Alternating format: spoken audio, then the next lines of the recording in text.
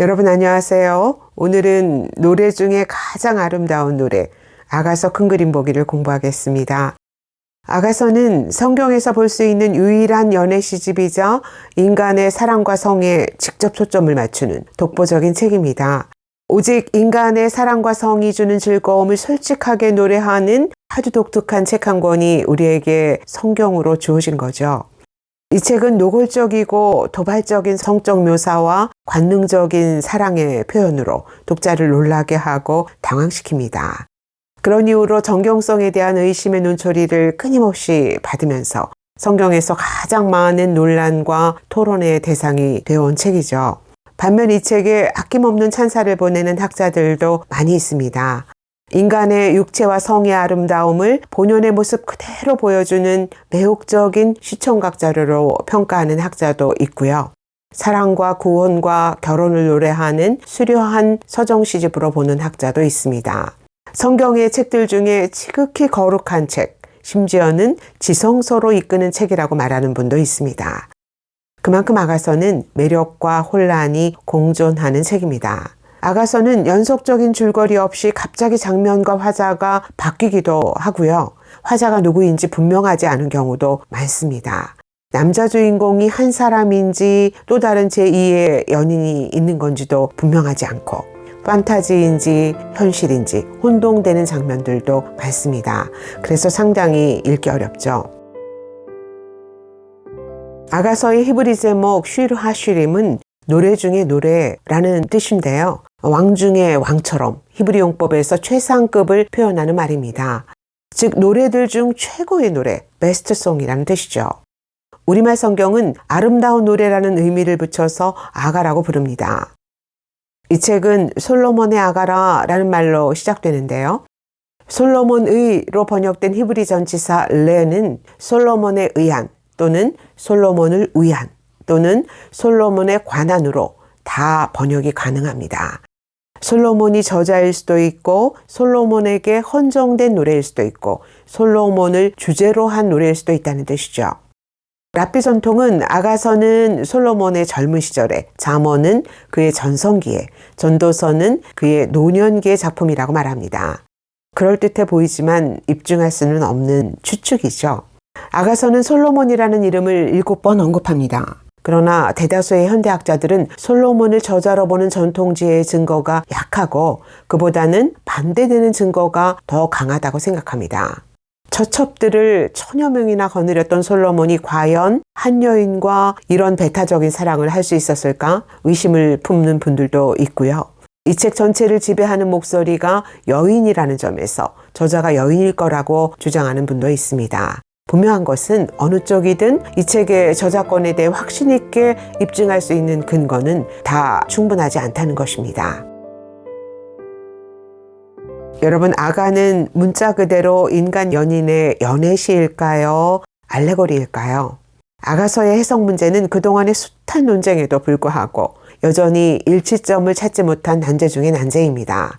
문자적으로 보면 아가는 분명 인간 연인의 뜨거운 연애시입니다. 그러나 그렇게 보기에는 지나치게 관능적이고 노골적이라는 불편한 진실이 있죠.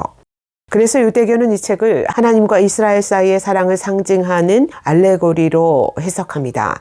기독교는 이 전통을 이어받아서 그리스도와 교회의 사랑 이야기로 읽죠. 그러나 많은 현대 주석가들은 이런 해석을 아가서가 의도하지 않았던 자의적 성경 해석이라고 생각합니다. 이들은 처음부터 두 연인의 연애시였는데 유대교의 랍비들과 초기 학자들이 알레고리로 읽을 때만 정경의 대우를 받을 수 있다고 생각해서 하나님과 인간의 사랑을 노래하는 신비한 영성 교과서로 승화시켰다고 보는 것입니다. 반면 지혜 전통은 이 시들을 결혼제도 안에서 부부가 누리는 사랑의 기쁨과 성의 아름다움을 노래하는 것으로 해석합니다. 잠언 5장을 보면 이런 말이 나오죠. 너는 내 우물에서 물을 마시며 내 샘에서 흐르는 물을 마셔라. 내 샘으로 복되게 하고 내가 젊어서 취한 아내를 즐거워하라. 그의 품을 항상 족하게 여기며 그의 사랑을 항상 연모하라. 결혼한 부부는 서로의 사랑을 즐거워하고 족하게 여기며 순결을 지켜야 하고 다른 우물의 물을 함부로 마시면 절대 안 된다는 것이죠. 제 전통은 잠언이 강조한 이 결혼제도 안에서의 순결한 사랑을 모티브로 삼아서 확대 화면으로 보여주는 책이 아가서라고 생각합니다. 상당히 지지를 받는 견해입니다. 또한 아가서가 창세기 2장의 에덴 동산 이야기를 재현하고 있다고 보는 견해도 있습니다. 타락 전에 아담과 하와가 하나님의 창조 세계 안에서 누렸던 극도의 친밀감과 사랑의 기쁨, 그 에덴의 원형적 청사진을 반영하는 책으로 보는 것이죠. 그렇다면 아가는 깨어진 부부의 사랑을 다시 원형대로 복원시키는 사랑의 부흥 노래이고, 아가서는 보시기에 심히 좋았더라 라는 말씀에 대한 확대 주석이라고 할 수 있습니다. 어떤 해석이 맞을까요? 정답은 없습니다. 아가서 주석을 10권이나 집필했던 오리게는 이 책이 솔로몬이 자기 아내 중 한 명을 위해서 쓴 결혼 노래라는 입장을 취하면서도 이 시들을 그리스도와 교회의 관계로 해석하는 데 주력했습니다. 알레고리를 반대하는 사람들도 아가서의 절정시인 8장 6절부터 7절만큼은 인간 연인의 사랑, 그리고 하나님과 그 백성의 사랑을 동시에 노래하는 시로 의도되었다고 생각합니다. 그래서 아가서를 대하는 최선의 방법은 어느 한쪽에 대한 과도한 확신으로 다른 한쪽을 완전히 배제하지는 않는 불가지론적 신중함입니다. 이제 아가서 전체 그림을 스케치해 볼까요? 아가서는 뚜렷한 이야기 전개 없이 30여 개의 사랑시가 불규칙하게 섞여 있어서 구조를 명확하게 나누는 일은 거의 불가능합니다. 그러나 스토리라인이 전혀 없는 건 아니에요. 아가서의 줄거리는 사랑의 시작, 사랑의 위기, 그리고 사랑의 절정으로 연결됩니다. 두 연인이 사랑에 빠지고 사랑 안에서 연합하지만 갈등으로 멀어진 후에 연인을 찾아 헤매고, 연인과의 재회를 통해 점점 더 커지는 사랑을 재확인하고 마침내 사랑의 절정에 도달하는 과정을 거치는 것입니다. 그러면 그들의 사랑의 위기는 뭐였을까요? 두 연인의 극적인 만남이 이루어질 때마다 항상 등장하는 말이 있는데요.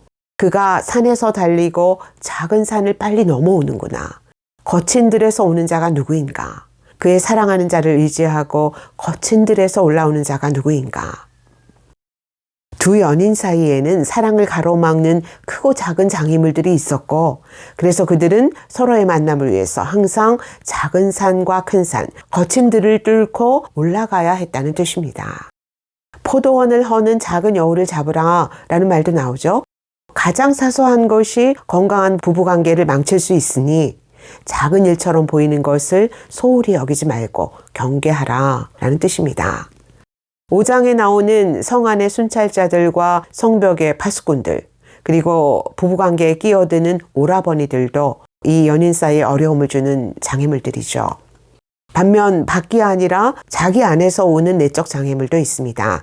이 책에는 후렴구처럼 반복되는 말들이 여러 개가 있는데요. 그중 하나가 예루살렘 딸들아 내 사랑이 원하기 전에는 흔들지 말고 깨우지 말지니라 라는 말입니다. 이 책이 3번이나 반복되는데요. 왜 이렇게 이 말을 여러 번 반복하는 걸까요?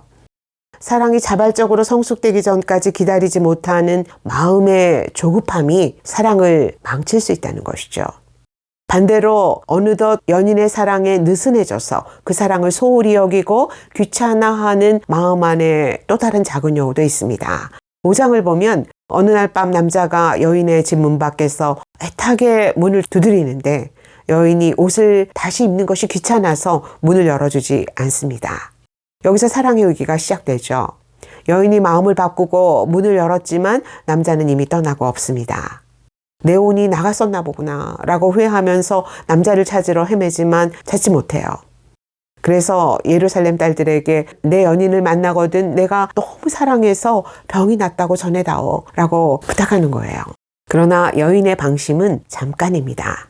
이 책이 묘사하는 여인의 강한 군사 이미지들, 다윗의 망대나 깃발을 세운 군대 같은 은유들은 여인이 얼마나 자기 사랑을 지키기 위해서 강하고 당당하게 무장되어 있었는지를 보여줍니다.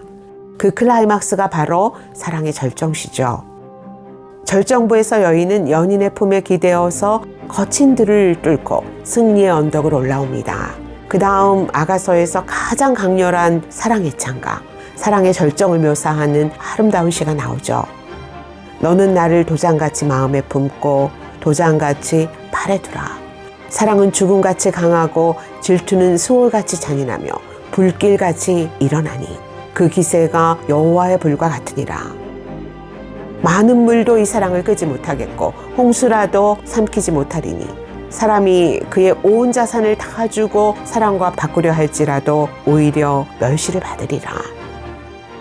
너는 나를 도장같이 마음에 품고 도장같이 팔에 두라는 여인의 말에서 가장 강조되는 가장 강한 암시는 배타성입니다. 그래서 이 구절을 나 외의 모든 사랑에서 내 마음을 닫아라. 나 외의 누구도 내 팔에 앉지 말라로 번역하는 역번도 있습니다. 오직 나만이 당신에게서 한시도 떼어낼 수 없는 유일한 사랑, 유일한 한 몸이 되게 해달라는 것이죠. 무엇이 그런 사랑을 가능하게 할 수 있을까요?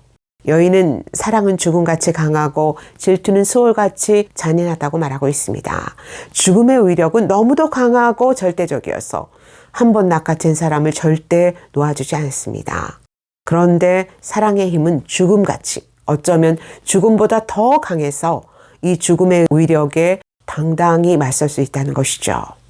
이 죽음같이 강한 사랑과 짝을 이루는 또 하나의 강력한 힘이 질투입니다. 질투는 연인 관계에서 긍정적 의미로 사용될 경우에 독점적 관계에 대해서 어떤 경쟁자도 용납하지 않는, 즉 배타적 권리에서 나오는 격렬한 열정을 뜻합니다. 그것이 하나님이 나는 질투하는 하나님이다 라고 말씀하실 때의 그 질투예요. 수월은 너무도 잔혹해서 완벽한 장악력으로 자기 안에 들어온 사람을 끝까지 독점합니다. 질투는 수월처럼 잔인하고 배타적이어서 자기 것으로 못 박은 사람을 누구와도 나누어 갖지 않습니다. 어떤 경쟁자도 용납하지 않고 사랑하는 자의 일부가 아니라 전체를 갖기를 갈망합니다. 여인은 죽음같이 강한 사랑과 수월같이 잔인한 질투의 기세가 여호와의 불과 같다고 말하고 있어요. 여호와의 불은 많은 물과 홍수로도 끌 수 없는 세상에서 가장 강렬한 최상급의 불입니다. 돈으로 매수할 수도 타락시킬 수도 없는 정복 불가능한 불이에요. 세상 어디에도 적수가 없는 이 사랑의 힘, 사랑의 정복 불가능성을 예찬하는 이 사랑시가 아가서를 알레고리로 읽게 하는 최고의 절정시입니다. 아가서의 절정시는 우리에게 이렇게 묻습니다. 과연 어떤 사랑이 죽음처럼 강하고 수월처럼 지배할 수 있다는 건가? 도대체 누구의 사랑이 죽음과 재난과 만몬을 다 정복할 수 있단 말인가? 자기의 일부가 아니라 전체를 다 주는 사랑이 어떻게 가능하다는 건가? 인간은 갈보리에서 그런 종류의 사랑의 불을 끄지 못했습니다. 그리스도의 사랑의 불은 죽음보다 더 강하고 수월보다 더 집요해서 모든 것을 이기고 모든 것을 정복합니다. 그분은 그 맹렬한 사랑의 불로 자기의 전체를 남김없이 다 소진시켜서 우리를 인장같이 마음에 품으시고 인장같이 자기 팔에 새기셨습니다. 그분은 타락한 세상에서 타락한 사랑을 끌어안고 사는 우리에게 말씀하십니다. 나의 사랑 내 어여쁜 자야, 일어나서 함께 가자. 내 사랑아, 너는 디르사같이 어여쁘고 깃발을 세운 군대같이 당당하구나. 그분이 부르시는 이 사랑의 노래가 우리가 세상에서 불러야 할 가장 아름다운 노래입니다. 이 노래가 우리가 거친 들을 뚫고 승리의 언덕을 올라가게 하는 힘이고 죽음같이 강한 사랑의 모험에 뛰어들게 하는 힘입니다.